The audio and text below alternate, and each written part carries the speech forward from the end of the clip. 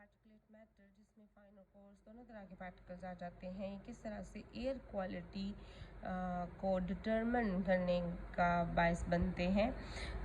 तो the effect of particles suspended in the air upon it affects the human health depends significantly upon the size of particles involved.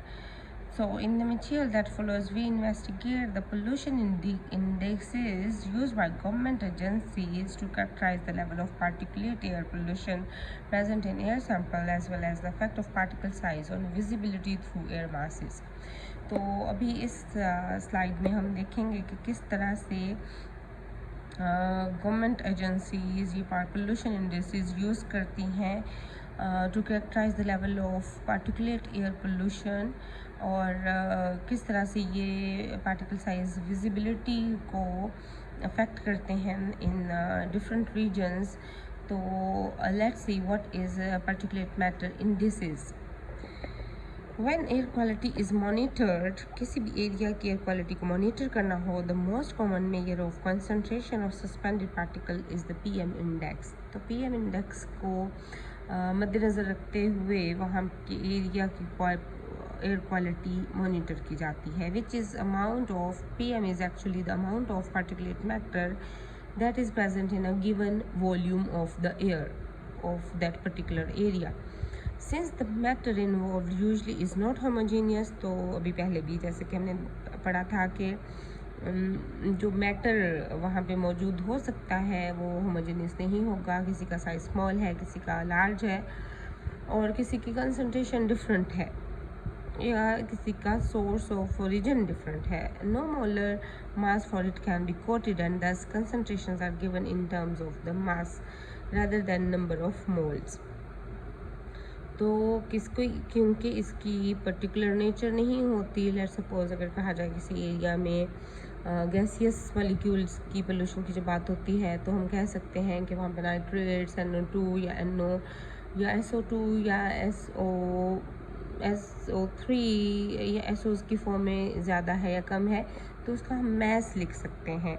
जबकि यहाँ पे particulate में different type of particles involve होते हैं, तो इसलिए हम नंबर ऑफ मोल्स की बजाय मास से तशबीह देते हैं उस पर्टिकुलर एरिया के वॉल्यूम में पर्टिकुलेट मैटर को।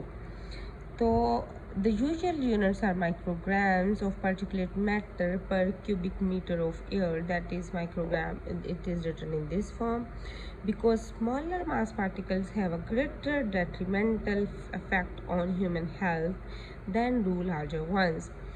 कहते हैं कि जो स्मॉल पार्टिकल्स हैं उनका अफेक्ट ह्यूमन हेल्थ पे ज़्यादा है। Affect in the sense of कि स्मॉल पार्टिकल ज़्यादा ब्रीथ इन हो जाते हैं और ये लंग्स में डीप अंदर तक पेनिट्रेट कर सकते हैं, इसलिए ये ज़्यादा नुकसान पहुंचाते हैं, ज़्यादा अफेक्ट करते हैं ह्यूमन हेल्थ को, जबकि जो बड़े पार्टिकल्स हैं उनकी निस्बत।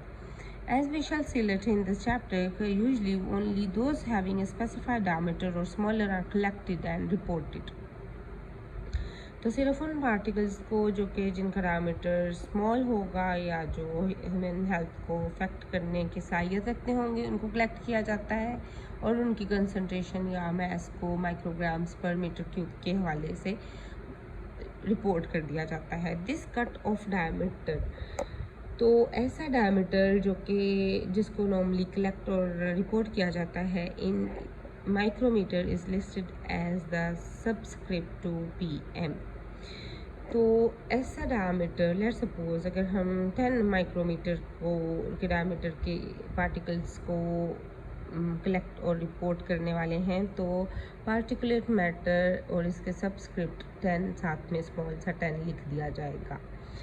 In recent years, government agencies in many countries, including the United States and Canada, have monitored PM10, that is the total concentration of all particles having diameters less than 10 micrometer, and it corresponds to all of the fine particle range plus the smallest number of the coarse range.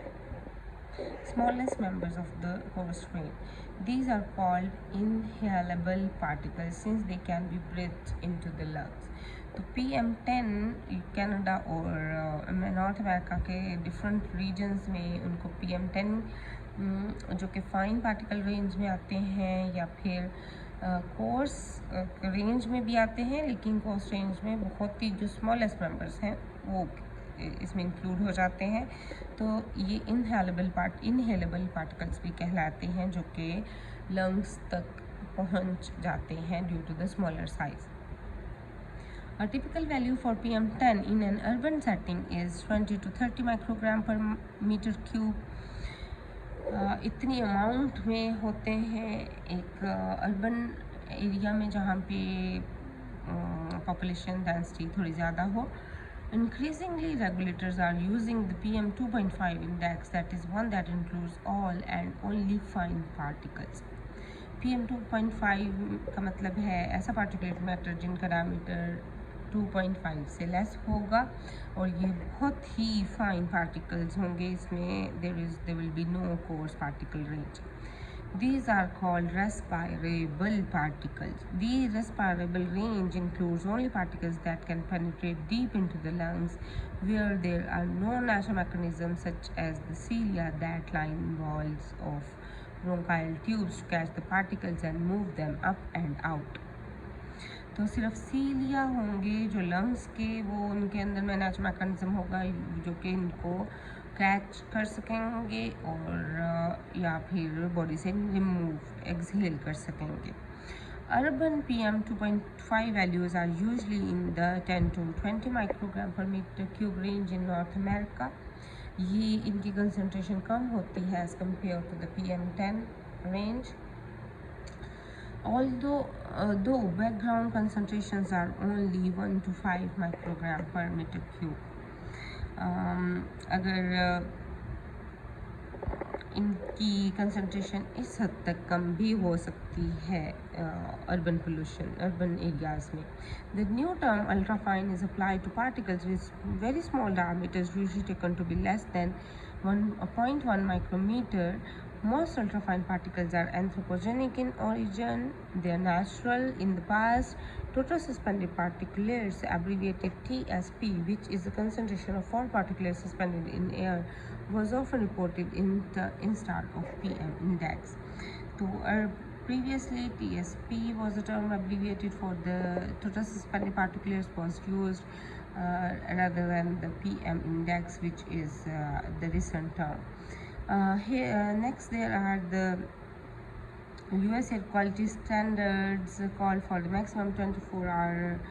ये कुछ studies हैं, case studies हैं इसका इनकी, ये आप लोग खुद से देखिएगा और इसमें से भी कुछ मटेरियल एग्ज़ाम्स में या क्विज़ में इंक्लूड हो सकता है। The case studies which are given previously next to this discussion.